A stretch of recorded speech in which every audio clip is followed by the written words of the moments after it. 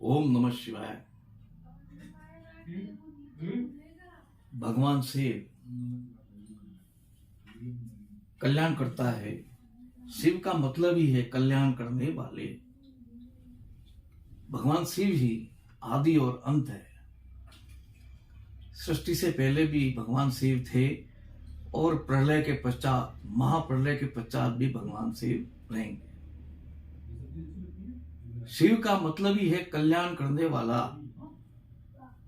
शिव मस्तु इसीलिए कहा जाता है।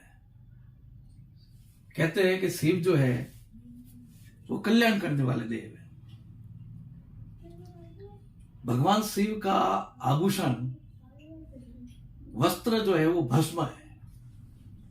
भगवान शिव अपने ऊपर भस्म का लेप करते हैं। उनके जो मानने वाले शैवपंथी है वो भी अपने ऊपर भस्म लगाते हैं, भस्म का त्रिपुंड लगाते हैं। इस भस्म का अर्थ है सत्य, परम सत्य, कि एक दिन तुमको भी इस भस्म के अंदर मिलना है। भगवान शिव ने इस परम सत्य को धारण कर दिया है। भगवान शिव बता रहे हैं कि हे मानव, एक दिन तुमको इस भस्म के अंदर विलीन होना है। चाहे वो गाड़ो या जलाओ, वो खाक में ही, मिट्टी में ही मिल जाएगा, भस्म में ही विलीन हो जाएगा।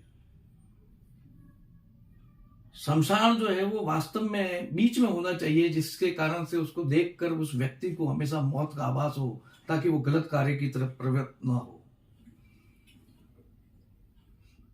तो भस्म धारण करने का भगवान का ये कारण है कि वो सत्य को स्वीकार करते हैं, सत्य को धारण करते हैं। भगवान शिव ने विष का पान किया, समुद्र मंथन हुआ, तो जब विष निकला तो सभी देवता दूर हट गए।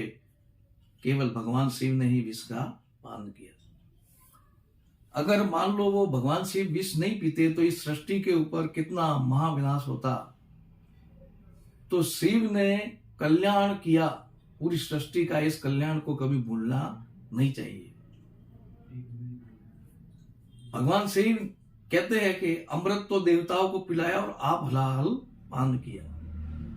ऐसे भगवान शिव जो विष पान करते हैं और उन्होंने गले के अंदर भुजंग को धारण किया है, जो ये बता रहे हैं कि संसार रूपी जहर को आपको मानना ही पड़ेगा। तकलीफ जो है वो आपको देखनी ही पड़ेगी। भगवान शिव बिना शक्ति के सब के समान है। अगर शिव में से ई की मात्रा को विलुप्त कर दे तो सब हो जाता है। यानी बिना शक्ति के भगवान शिव जो है वो कार्य नहीं करते। शिव और शक्ति दोनों मिलकर ही जो है वो कार्य, संपूर्ण सृष्टि का पालन पोषण और संहार जो है वो करते हैं। इसीलिए भगवान शिव ने अर्धनारीश्वर का रूप जो है वो धारण किया है। अर्धनारीश्वर में मां शक्ति और भगवान शिव जी। अब यहां पर जो है सहस्रार चक्र पाया जाता है और यहां पर शिव का वास होता है। और मूलाधार चक्र में, मूल बंद के अंदर, मूलाधार चक्र में यानी रीढ़ की हड्डी के नीचे मूल बंद, जिसमें कुंडलिनी शक्ति पाई जाती है, योगी लोग अपनी कुंडली को जागृत कर देते हैं और वो कुंडली मां भगवती शक्ति, मां से सुषुम्ना में, नाड़ी में चलती हुई सहस्त्रार्थ में मिल जाती है, जिसको अपन कुंडली जागरण कहते हैं। यानी शिव और शक्ति का मिलन जब हो जाता है, कुंडलिनी जब जागृत हो जाती है, तो वो जो आनंद होता है व्यक्ति का, वो सबसे बड़ा आनंद है। भौतिक चीज कोई आनंद नहीं दे सकती।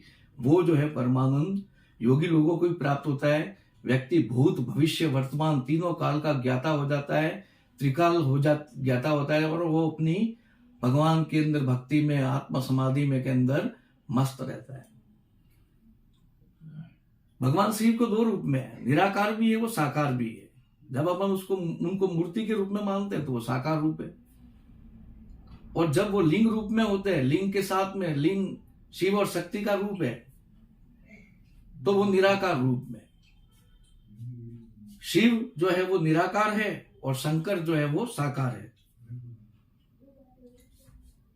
भगवान शिव सभी विद्याओं के जनक है। सारी दुनिया की जितनी भी विद्या है, तंत्र, मंत्र, यंत्र, ज्योतिष, योग, खगोल, कोई भी है विद्या जो हो, सारी विद्याओं के जनक जो है भगवान शिव ही है। भगवान शिव ने सारी विद्याओं को मां पार्वती को बताया और उन्होंने जो है वो ग्रहण किया और बाद में वो जो है अन्य को पास में जो वो विद्या पढ़ी। योग के वो प्रथम गुरु है। भगवान शिव से ही योग की उत्पत्ति हुई है, इसलिए भगवान शिव को आदि योगी कहते हैं। आदि योगी, उसके बाद में घेरन, महर्षि घेरन, गोरखनाथ जी और भी कई जो है वो हुए, पतंजलि। लेकिन योग की जो उत्पत्ति है, योग जो है वो निकला है, वो भगवान शिव से निकला है, यानी इसीलिए वो आदि योगी है। भगवान शिव करुणा कर रहे, तुरंत फल दे देते हैं। थोड़ी सी भक्ति करते हैं और उनको फल जो है वो व्यक्ति को मिलता है। और कुंडली के जितनी भी बाधा है, ग्रह दोष है, कोई भी प्रकार की, किसी भी प्रकार की बाधा, सारी बाधाओं का नाश जो है भगवान शिव जो है, ग्रह दोष जो है वो करते हैं। भगवान शिव वैदिक देव है। वेदों में इनका जो है वो वर्णन है, वैदिक देव है। रुद्राक्ष और भस्म, भागांबर, ये इनको प्रिय है।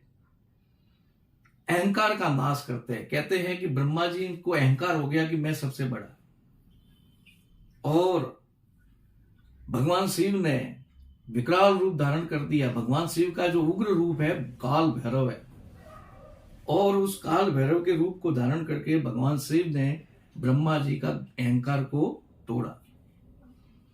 तो अहंकारी व्यक्ति के पास में भगवान शिव प्रसन्न नहीं हो सकते। मां गंगा को इन्होंने धारण किया है जटा में। कहते हैं कि विष्णुपदी है, मां गंगा जो है विष्णुपदी है, स्वर्ग से विष्णु के पैरों से निकली है। लेकिन जब वो धरती पर गिर रही थी तो कहते हैं कि धरती पर इतना भयंकर वेग से गिरती कि धरती का नाश हो जाता, धरती पर इतना भयंकर खड्डा बन जाता, नाश हो जाता।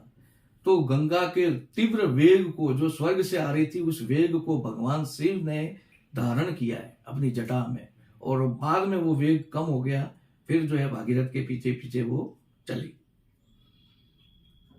भगवान शिव के दरबार में कोई भेदभाव नहीं है। अपन जानते हैं कि उनकी शादी के अंदर हर जाति के यक्ष, गंधर्व, भूत, प्रेत, पिशाच, किन्नर सभी जो है वो लोग थे, और भगवान शिव सभी को वर देते हैं। जल्दी प्रसन्न भी हो जाते हैं, प्रसन्न हो जाते हैं, बोले। भगवान शिव को अगर प्राप्त करना है तो मन में कपट नहीं रखना पड़ेगा, मन साफ सुथरा रखना पड़ेगा, मन में निष्कपटी होना पड़ेगा, भोले। इसीलिए वो भोलों के भगवान है, इसीलिए इनको भोलेनाथ कहते हैं। देवादि देव है, इसलिए इनको महादेव कहते हैं। और भगवान शिव का जो मंत्र है, एक तो मंत्र है नमः शिवाय, जिसमें 5 अक्षर है। इसका जप कर सकते हैं, नमः शिवाय नमः शिवाय। लेकिन जब इसके आगे ओम लगा दिया जाता है तो ओम नमः शिवाय ये षडाक्षर मंत्र बन जाता है। अपन सब जानते हैं कि बिना ओम के किसी भी मंत्र की शक्ति जागृत नहीं होती। इसलिए नमः शिवाय के आगे जब अपन ओम लगाते हैं तो उस मंत्र की शक्ति जो है वो बढ़ जाती है। इसलिए ओम नमः शिवाय मंत्र का मन जप कर सकते हैं। भगवान श्री करुणा करे, जल्दी प्रसन्न हो जाते हैं। इसके बाद में मैं इतना कहूंगा, शिव महिम्न स्तोत्र का एक जो है मेरे को श्लोक याद आ रहा है। शिव महिम्न स्तोत्र का भगवान शिव के बारे में क्या ज्यादा कह सकते हैं। असित ग्रीष्म स्यात् कजलम सिंधु पात्रे सुर तरुवर शाखा लेखनी पत्र मुर्वी। अगर समुद्र जो है वो मान लो स्याही का पात्र है समुद्र जो है वो स्याही का पात्र है और कल्प वृक्ष की कलम है, कल्प वृक्ष की डाली कलम है, यानी लेखनी है। और मां पृथ्वी जो है, पृथ्वी धरती माता जो है वो पत्र है। अगर उसके ऊपर मां सरस्वती लिखती यदि ग्रेत्वा शारदा सर्व कालम तदपि तव गुणानामिशम पारम नहीं आती। मां शारदा अगर हमेशा हर समय लिखती रहे भगवान शिव की महिमा के बारे में, गुणगान के बारे में, समुद्र रूपी पात्र स्याही से कलम कल्प वृक्ष की लेकर के पृथ्वी रूपी पत्र है, उसके ऊपर मां शारदा अगर हर काल में भगवान शिव की महिमा के बारे में लिखती रहे, तदपि तब गुणानामिशम पारम नहीं आती, फिर भी भगवान शिव के गुणों का पार नहीं आता है। तो इतना कहकर मैं अपना वीडियो समाप्त करता हूँ। मेरे वीडियो को लाइक, सब्सक्राइब, शेयर व कमेंट करें ताकि आने वाले वीडियो की आपको जानकारी मिल सके। धन्यवाद। ओम नमः शिवाय।